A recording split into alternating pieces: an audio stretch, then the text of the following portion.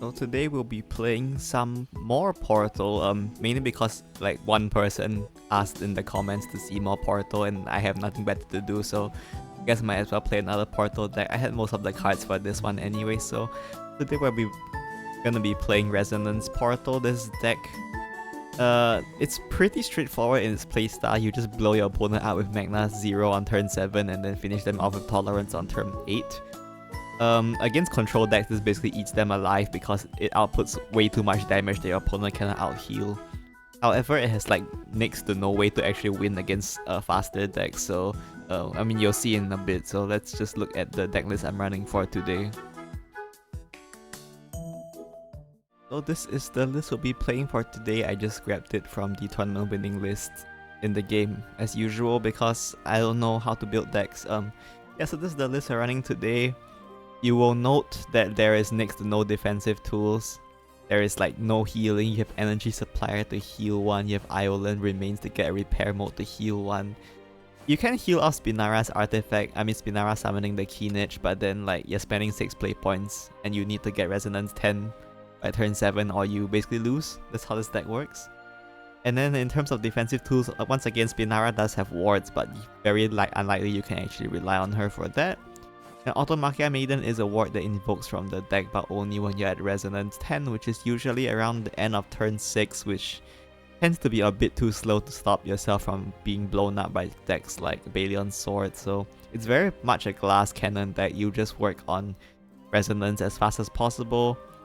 If you're lucky, or if you high roll, or if your opponent can't clear your board, you might be able to just finish them with Magna Zero on turn 7. But most of the time you're relying on Magna Zero on turn 7 into Absolute Tolerance on turn 8. The upside is that this deck is very fast at discounting Tolerance because Magna Zero does 10 damage to everything. The downside is that it's very hard to win games before turn 8, so any deck that can win before that can usually put up quite a bad... You have a pretty bad matchup against those. So yeah, this is the list we're running today. Let's look at some games. So our first game for today is against Shadow and we are going second. Again, this matchup generally tends to be a bit bad. If you're going first, you can at least try to aggro them down and finish them on turn 7 with Magna Zero. But when you're going second, you're sort of behind on board as well. And it's hard to make it's hard to properly take advantage of Last Word Shadow's biggest weakness, which is their weakness to aggro. So here we just go ahead and draw Iolan's Remains. For the mulligan, usually if you're going against a faster deck like Last Word Shadow, you probably want to keep the followers that shuffle cards or like draw cards like Energy Supplier. You can consider keeping Yuan as well, and the Gizmo Enthusiast as well is pretty good. Against slower decks, you can look at stuff like the 1 draw cards that cost 1, or you can look at Miscalculation, stuff like that. But this is Last Word Shadow, so we definitely want to look at a more board-based approach, and we want to chip them down so that we can try to finish them fast as possible, because they output way too much damage for us to keep up with generally. You see my opponent is drawing into their deck, getting their last words count up. Already their deck is, their board is pretty annoying, but for some reason they spam Wicked Rebirth to destroy their own Link stuff, so that's good for me because that's one less follow I have to try to clear. You can go ahead and play Yuan here. Make sure to check our Resonance, of course. In this case, I will be at Resonance 5, so we are fine with that. Important to note, this deck doesn't actually have any artifacts in the main deck. Like, the only way you get artifacts is if you play Energy Supplier to shuffle in Analyzing Artifacts, so keep that in mind when you're using Spinara's artifact. So in this case, we do pick up that Analyzing Artifact here just to draw into our deck more, so that we can get Resonance active. You can see we have a lot of Tolerance in our hand. Generally 2 is enough, although obviously the more the merrier, I guess, especially against Shadow. If they manage to get Kristoff up, it's very hard to poke through their wards, so having 3 removals with Tolerance is good. Plus if you have Magna Zero, you can just blow all their wards up in one go, and that works as well. You know, never hurts to have more options, I guess. We go ahead and draw into our deck more. We do want to get our Resonance a bit more. We do want to work on our Resonance a bit more because we're still a bit behind here. Saving this you want to actually deal damage at some point. Probably because that will be better for our chance of getting lethal. You can see my opponent is summoning the Otherworldly Gatekeeper. They are at 7 last words, so they are basically at 10 already. Unless we completely ignore their bar, which is just not happening, so. And here we can we can just pass here, I believe. There's an option. I could have just like traded the Iron Hero into one of these and just pass, and I don't think my opponent would have had enough last words to use their payoffs at all. I can lock their ball and then play Magna Zero the following turn. Maybe that would have been better actually, but I guess I didn't think of it when I was playing, so that's unfortunate. But one thing Last Word Shadow is pretty bad at is like clearing wide boards. Their only AoE is like Ominous Tyrant and maybe Sarah's last words. In this case, if you can make them play Ominous Tyrant, it's a free game because Ominous Tyrant is quite weak into Magna Zero. Let's use their Chris. I believe this last word is 10, so they will get their buff.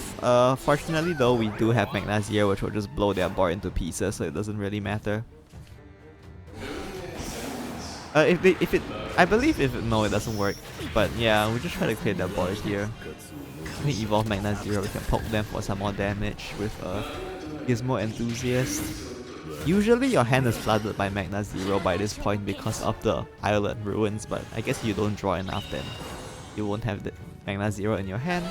In that case, you can use stuff like Absolute Tolerance to clear their followers, and that's fine. Obviously, double Magna Zero is more reliable, especially against decks with no healing. In this case though, my opponent only has 2 wards, so we can definitely get through that easily without Tolerance. Just go ahead and blow them out with Tolerance. And then use Tolerance again. And then we can just punch them in the face. So that's it for this game. Let's move on to the next one. Our next match is against Rune and we are going first. Rune is possibly, I think, the worst matchup for this deck. If they have Isabel, you just lose, basically. Like, your main like game plan is to play Magna Zero and then the following turn finish them off. But when you play Magna Zero, they just play the Elements of Creation and heal and deal 10 damage to your face, and usually you just die because you don't have healing or they do. So yeah, I consider this a pretty bad matchup. Of course you can still win if you super high roll or something, or if they don't draw Isabel. But for the most part, it's an uphill battle, especially if you're going second. If you're going second, it's really hard to win, but in this case we are going first, so we at least have some chance to win here. My opponent will just go ahead and drop the End here just to pick up the End spell and I guess banish cards from their deck. Don't really want to let the End live here, so we're gonna go ahead and use U1 to clear it. You can see we had enough resonance already. We had a pretty good start here, so we are gonna be able to clear their End. We use the Island Ruins to draw our Magna Zero here just to get them out of the deck so we can draw more useful cards with our natural draw. Opponent is going to go ahead and play their Greya here. We'll evolve the Greya as well to banish cards. And they spend the Resentful Blade, which is good because the less damage going to our face, the less likely it is that we get blown up by Elements of Creation at some point. But yeah, hopefully they just don't draw Isabel, I think. Is the game plan. You just hope they don't draw Isabel. We can evolve the Spinara's artifact here just to draw into our deck more. We do have the Analyzing artifact here. And we'll use the Repair mode to heal as well. Mainly to make hand space, honestly. That being said, we do still have a bit of overdraw here because of the Automakia Maiden. And drops another Greya here. Still no Isabel, which is very good for us. We'll go ahead and trade as well and use Resentful Blades once again. This time some of the damage is coming to our face, so that's not good. And see here that we are already down to 14. If they drew Isabel, I'd probably lose this game, but since they haven't drawn Isabel yet, I'm still fine.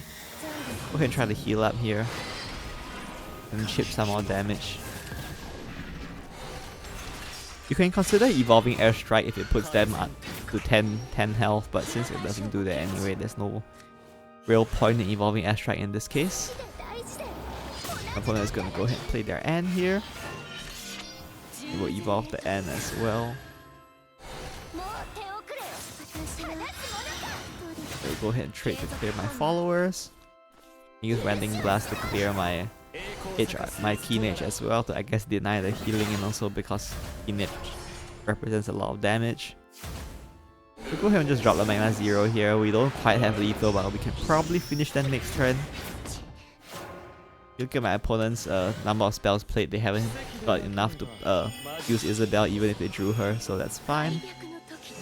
They go ahead and use the Alastair to banish my Keen. Oh, they actually don't banish the Keen Edge. I mean the strike artifact, so they do take the damage here. Doesn't really matter though because we have Magna Zero and 2 tolerances, so this is just gonna be lethal once again. You can see this gameplay is very linear, so straightforward deck if you want one. This is the one. Let's move on to the next game. Our final game for today will be against Haven, and we are going first. Haven is generally a free matchup. Like, Amulet with Yatalant can be a bit annoying, but the other decks are quite free because they don't have good finishers, so all you have to do is just get up to Resonance 20 and play Magna Zero and hit them in the face for 20 damage. Of course, even without that, you can usually output enough damage with 2 consecutive Magna Zeros anyway, so yeah, this matchup is definitely very free. I want to play the Beast here, so it's Sacred Groundskeeper, so it might be Ward or something. They do play the N-Ray as well, so it does look a bit like it's gonna be a Ward, which actually it's not like, it's like not as easy as some of the other matchups because they at least have like pressure they can put on board. Decks like they call the Sanctuary Haven, they don't really have much pressure, so I'm not gonna worry about those that much. But this is Ward Haven, so depending on what they have, might be a bit annoying. But anyway, our game plan is the same no matter what, we just draw into our deck. Here we don't want to delay the Sacred Groundskeeper from coming out so that we have... Maybe we can delay it until our Magna Zero turn, we can get rid of it quite easily. It's the plan, I guess. Opponent reviews the Eris here, so this looks like some kind of Eris deck instead of whatever I thought it was, and they will use the Fear Relic as well. This is fine because I don't think Eris decks have that much burst damage for finishers. So we don't have to worry that much. Unfortunately for us, our Resonance is quite slow. We are actually forced to play Automecha Maiden here because you can see our hand is a bit bricked. So this is another problem that can happen with this deck. If you rely too much on cards like Island Rune, then your hand will fill up with this random crap like Magna Zeros that you can't use until turn 7 anyway. And honestly, at this rate, it looks like we're not even going to be able to use it on turn 7, so not good. We're still at turn 6, and this is the start of turn 6, and we're still at 6 Resonance, so definitely very far from getting enough Resonance, I think. We'll involve the Archangel of Remembrance to draw into our deck here. Find more Resonance activators. Keep drawing Octomachia, which is very annoying. We go ahead and use Gizmo Enthusiast here just to draw into our deck more. Save Yuan for next turn, I guess, since we're not at Resonance 10. It's not like we're able to play Magna Zero anyway. If we play Yuan, we will be 1 draw off of Resonance 10, which is very annoying, so we can just go ahead and drop the Gizmo here. You can see here my opponent will be able to summon their Relic Goddess, which is annoying, but we are not quite at, well, we are finally at Resonance 10. Unfortunately though, we don't have the ability to use Magna Zero here, so this Groundskeeper is annoying. We will have to rely on a 50-50 one whether we can clear the Sacred Groundskeeper. I don't think it's that bad if we fail to clear it though, because, I mean, they still don't have that much damage, but we do manage to hit the 50-50 here, which is good. Opponent will clear our Automachia here and play the 4-Pillar Tortoise as well. And they drop an Eris here. And a Sacred Groundskeeper as well. And we'll go ahead and evolve their Eris, I guess. They don't need the Sphere Relic here. So we have the Spinner, leave it living, doesn't really matter, doesn't do much. We can just go ahead and drop Magna Zero here. Finally, and Resonance 10, so Magna Zero will actually deal the damage. So we invoke the Automachia Maiden here. We don't have any more Automachias, but it's fine because with Magna Zero plus 2 tolerances, we are probably gonna finish them off next turn, so that's fine. This Archangel of Evocation doesn't do anything against our deck once we're already at Resonance 10, so Yeah, fine there. So you can see how this deck is able to prey on slower decks because if they can't kill you, you can definitely kill them. So that's it for this game. Let's move on to, I guess, an outro.